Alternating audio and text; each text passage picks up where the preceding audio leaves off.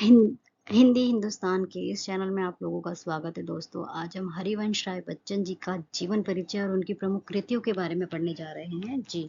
वो कैसे अन्य कवियों से अलग है ये भी हम जानेंगे, तो चलिए शुरू करते हैं।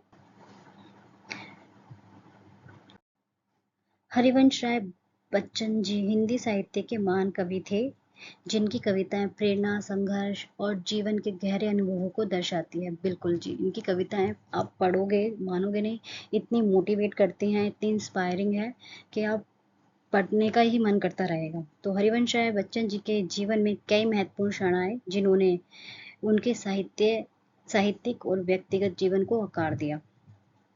यहाँ उनके जीवन की कुछ प्रमुख घटनाएं दी गई हैं। तो हरिवंश राय बच्चन जी का जीवन परिचय क्या था? 27 नवंबर 1907 को इलाहाबाद यानी कि उत्तर प्रदेश में इनका जन्म हुआ था। मृत्यु उनकी कब हुई थी? 18 जनवरी 2003 को मुंबई में इनकी मृत्यु हो गई थी। शिक्षा क्या क्या रही है इनके? इलाहाबाद विश्वविद्यालय से अंग्रेजी साहित्य में एमए किया इन्होंने, और कैम्ब्रिज विश्वविद्यालय से पीएचडी प्राप्त करने वाले ये पहले भारतीयों में से एक हैं। तो कैम्ब्रिज यूनिवर्सिटी आपने सुना होगा, इतनी बड़ी यूनिवर्सिटी है।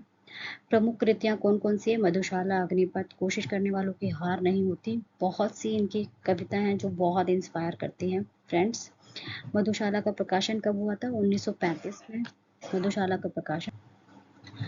उनकी प्रसिद्ध कविता मधुशाला प्रकाशित हुई 1935 में, जिसने उन्हें अपार लोकप्रियता दिलाई। यह कविता हिंदी साहित्य में एक नई शैली की शुरुआत थी। दूसरा है इनका व्यक्तिगत संघर्ष। कौन कौन क्या थे वो भी जान लेते हैं। उनकी पहली पत्नी श्यामा बच्चन का 1936 में टीबी से निधन हो गया। इस घटना से उनके जीवन और लेखन पर बहुत गहरा प्रभाव पड़ा। 1941 में तेजी बच्चन से विवाह किया, जिन्होंने उनके जीवन में नई ऊर्जा भरी। सरकारी सेवा और साहित्यिक योगदान 1952 से 1970 में क्या रहे हैं उनके? भारतीय सरकार के विदेश मंत्रालयों में हिंदी विशेषज्ञ के रूप में कार्य किया। राज्यसभा के सदस्य बने। हिंदी भाषा के प्रचार प्रसार में योगदान दिया इन्होंने। तो क्या भूलूं क्या याद करूं, नीड का निर्माण, फिर 10 द्वार से सोपान तक जैसी आत्मकथाएं इन्होंने लिखी। तो इतनी सारी चीजें इन्होंने करी। सम्मान और पुरस्कार 1965 से 2003 में 1965 में 2 चट्टानों के लिए इन्हें साहित्यिक अकादमी पुरस्कार मिला। 1976 में पद्म भूषण से सम्मानित हुए ये। 18 जनवरी 2003 को मुंबई में इनका निधन हो गया। तो हरिवंश राय बच्चन जी का जीवन संघर्ष, साहित्य, समाज सेवा से भरा रहा। उनकी कविताएं आज भी लोगों को प्रेरणा देती हैं। बिल्कुल, उनका जो जन्म मतलब जीवन है उनका, वो बहुत ही संघर्ष से भरा हुआ था, साहित्यिक से भरा हुआ था, और समाज सेवा यानी कि लोगों के लिए भी उन्होंने बहुत कुछ सोचा और अपनी कविताओं के थ्रू उनको बताने की कोशिश करी उन्होंने।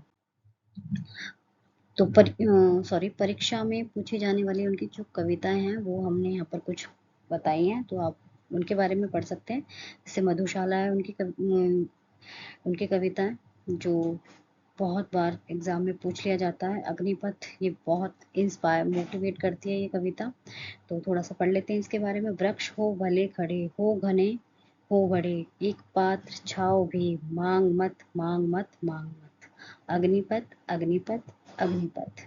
तो बहुत ही सुंदर कविता है ये, बहुत इंस्पायरिंग है। तो कोशिश करने वालों की हार नहीं होती, ये नाम से ही है इनकी कविताएं इनकी कविताएं जो हिम्मत देती है। लहरों से डरकर नौका पार नहीं होती, कोशिश करने वालों की हार नहीं होती। तो बिल्कुल लगातार कोशिश करते रहिए फ्रेंड्स, आप कभी ना कभी किसी ना किसी मोड़ पर आपको सफलता ज़रूर मिलेगी। आपके लिए वो इंतज़ार कर रही है, तो प्लीज़ लगातार मेहनत करते रहिए। तो इनका जो आत्मकथा है, नीड का निर्माण, फिर तो इस पार उस पार, तो ये इनकी कविताएं हैं जो एग्जाम में पूछ ली जाती हैं, इम्पोर्टेंट जो कविताएं हैं।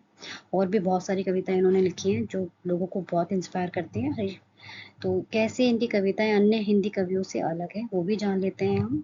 इनकी लेखन शैली, विषय वस्तु, अभिव्यक्ति का तरीका बिल्कुल अलग है, मतलब बहुत विशिष्ट है। हरिवंश राय बच्चन जी की कविताएं की विशेषता क्या है? सहज और प्रभावमयी भाषा। उनकी कविताएं सरल, सहज और आम बोलचाल की हिंदी में लिखी गई हैं, जिससे वे जन सामान्य तक आसानी से पहुंचती हैं। बिल्कुल।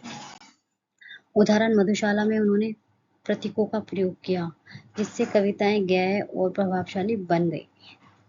प्रतीकात्मक प्रतीकात्मकता और रूपक। बच्चन जी ने मधुशाला में हाला, प्याला और साखी जैसे प्रतीकों का प्रयोग किया, जो जीवन के विभिन्न पहलुओं को दर्शाते हैं। उनकी कविताएं गहरी दार्शनिकता लिए होती हैं, लेकिन वह सहजता से समझ में आती हैं। प्रेरणादायक और संघर्षमयी भाव। अग्निपथ जैसी कविताएं जीवन में संघर्ष और दृढ़ता का संदेश देती हैं। उनकी कविताएं आत्मविश्वास, साहस को बढ़ाने वाली होती हैं। बिल्कुल, जो उनकी कविताएं उनकी पढ़कर ही आपके अंदर अपने आप ही आत्मविश्वास यानी कि कॉन्फिडेंट हो जाओगे, बहुत हिम्मत महसूस करोगे कि मैं ये कर सकता हूँ। बेशक आप कितने भी कमज़ोर या कितने भी मतलब हारे क्यों ना हो जीवन से, तो आप उनकी कविताएं पढ़ोगे ना तो अपने आप ही एक हिम्मत मिलती है। तो पढ़िएगा ज़रूर। अगर आपको मिलता है, अगर आप चाहते हैं पर्टिकुलर कोई कविता मैं एक्सप्लेन करूं, तो आप कमेंट बॉक्स के थ्रू मुझे बता सकते हैं। मैंने यहाँ पर लेंथी इसलिए नहीं लिखी है, वो सारी कविताएं इसलिए पढ़ के नहीं बता रही हूँ फ्रेंड्स, लेंथी वीडियो हो जाएगी, बहुत लंबी हो जाएगी, आप भी बोर हो जाओगे। तो इसीलिए मैंने छोटी छोटी मेन कविताओं के नाम ही मैंने मेंशन किए हैं इसमें। तो छायावाद से अलग एक नई शैली। बच्चन जी छायावाद कवियों जैसे जयशंकर प्रसाद, महादेवी और वहाँ से अलग थे।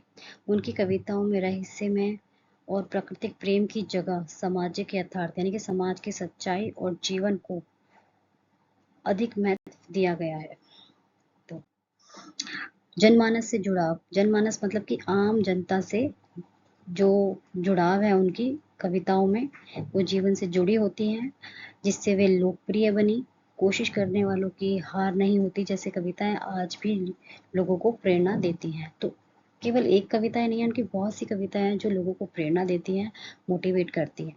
तो बहुत ही जाने माने कवि हैं अपने टाइम के, और आज भी इवन आज भी उनकी कविताएं और उनके जो लेख हैं वो हमें बहुत प्रेरणा देते हैं। तो आई होप आपको इस वीडियो से कुछ ना कुछ सीखने को मिला होगा फ्रेंड्स। मैंने कोशिश करा है कि छोटी सी वीडियो में सारी चीज़ें लेकर आऊँ, बट कुछ चीज़ें रह भी गई होंगी, तो आप कमेंट बॉक्स के थ्रू मुझे बता सकते हैं। मैं अगर आप चाहते हैं कि मैं लेंथी वीडियो लेके आऊँ, पूरी जानकारी लेके आऊँ, तो आप मुझे कमेंट बॉक्स के थ्रू बता सकते हैं। अगर एग्ज़ाम में पूछ भी लिया जाता है कि कोई कवि के बारे में आप अपना विचार बताएं, उनके बारे में लिखिए, तो आप ये बहुत जाने माने फेमस कवि रहे हैं अपने टाइम के, तो आप इनके बारे में लिख सकते हैं। मैंने और भी कवियों की वीडियो बना रखी है, तो आपको जो भी अच्छा लगता है, जो भी आपको ज़्यादा अच्छी लगती है, तो आप उनमें से मतलब पसंद कर सकते हैं, उनके हिसाब से आप उनके बारे में पढ़ सकते हैं और लिख सकते हैं। तो आई होप ये वीडियो आपको यूज़फुल होगी फ्रेंड्स। तो आज के लिए इतना ही। Thank you friends.